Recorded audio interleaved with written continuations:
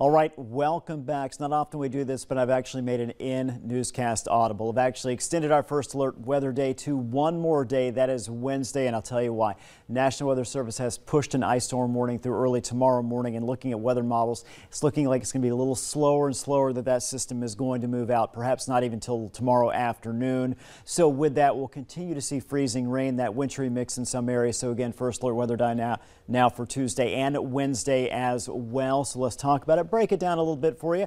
Winter storm alerts. We have the ice storm warning, which is in effect. And again, till midnight for some areas. Grand Forks, you're still on target until midnight tonight. However, Jamestown, other areas, Ellendale, Carrington, Oaks, and surrounding towns. Now we've got a 4 a.m. time for this ice storm warning, I should say.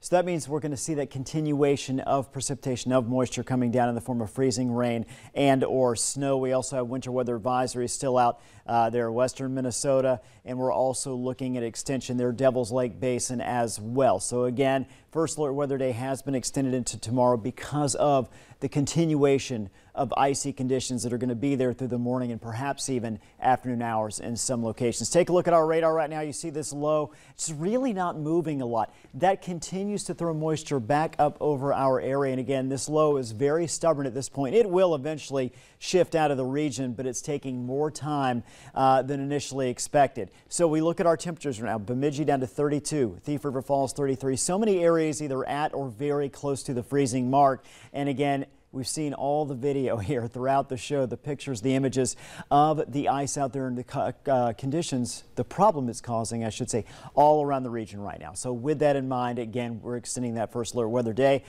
29 near Pembina, again, you can see roads are looking very bad out there. In fact, I-29 from the Canadian border through Grand Forks closed southbound right now. Accumulating ice reports have seen anywhere from a ½ inch to an inch of ice in many locations. Grand Forks, Jamestown, you can see an inch or more in some areas there in North Dakota. We look at additional icing possibility, and this possibility, the opportunity is still going to be there right through the next 24 hours. So again, we'll continue to see that icing in areas that have already seen so much icing. We look at our first alert forecast stopping at about 2 o'clock in the morning. Notice we've still got the area of freezing rain and snow. Starts to break up a little bit, but again, even as we continue into the morning hours, even to the afternoon hours, we'll continue to still see opportunities for some snow, for some ice in the area before the system officially pushes out a little bit later tomorrow afternoon. After that, we're going to remain chilly and cloudy. Now, we've talked all about the ice, right, and some of that snow. How about this? A flood update as well. Minor river flooding is expected. Wild Rice River near Abercrombie cresting Thursday at about 21 feet. Red River at Fargo expected to crest on Sunday at about 23 feet. Again, flooding this time of year. Pretty unusual, but that's what we've got right now.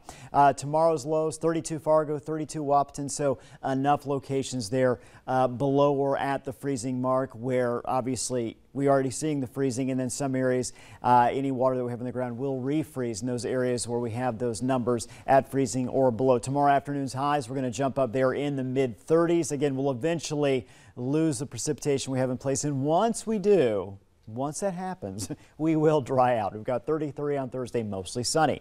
Mostly sunny Friday. More clouds for the weekend than sunshine, but it's going to be dry. Highs in the mid-20s, lows in the mid-teens, so it should be dry for New Year's Eve, New Year's Day. Russ, we actually have a travel update. Since you started talking, you talked about I-29 closed, yes. Southbound Canada, Grand Forks. Yes. It's now Grand Forks to Fargo closed both ways. Okay. Travel conditions out there are getting a little rough, yes. So be careful if you have to go anywhere right now. Again, I-29 closed, Fargo to Grand Forks right now.